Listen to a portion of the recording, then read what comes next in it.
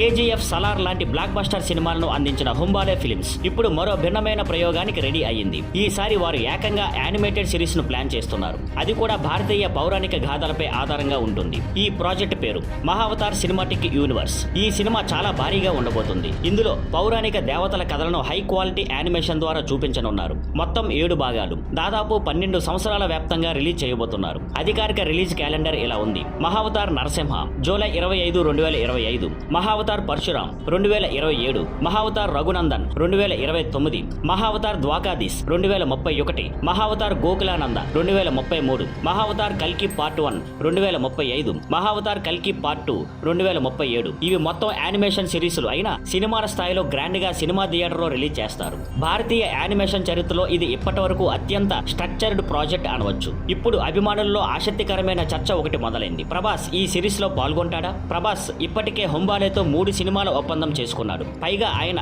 కల్కి 2898 ADలో నటిస్తున్నాడు. అయితే మహావతార్ సిరీస్ లో కల్కి కథ వేరుగా ఉంటుందని హుంబాలే స్పష్టం చేసింది. ప్రభాస్ ఈ సిరీస్ లో నటిస్తే ఆయన్ని పరశురాం, ద్వాకాదీస్ లేదా గోకులానంద పాత్రలో చూసే అవకాశం ఉంది. ఎందుకంటే ఆయన ఇప్పటికే ఆదిపురుషులో రాముడి పాత్ర పోషించడంతో రఘునందన్ పాత్ర మళ్లీ చేయడం కష్టం అనిపిస్తుంది. అయితే ముందుగా ప్రభాస్ సలార్ 2 పూర్తి చేయాలి. ఆ తర్వాతే మహావతార్ ప్రాజెక్ట్ లో ఆయన భాగస్వామ్యం జరగచ్చు. ఇకపోతే హుంబాలే హృతిక్ రోషన్ తో కూడా ప్లాన్ చేస్తున్నారని హింట్ ఇచ్చింది. అద్భుతమైన విజువల్స్ తో భారతీయ పౌరాణికతను ప్రపంచానికి పరిచయం చేయాలనే మా లక్ష్యం. ఇది మామూలు ప్రయాణం కాదు, ఇది ఒక ఎపిక్ రైడ్ అంటూ హుంబాలే టీం ప్రకటించింది. మొత్తానికి హై క్వాలిటీ యానిమేషన్, భారతీయ కథలు, ప్రభాస్ లాంటి స్టార్లు ఉండటం వల్ల మహావతార్ సిరీస్ భారతీయ యానిమేషన్ రంగంలో ఒక మైలురాయిగా నిలవనుంది.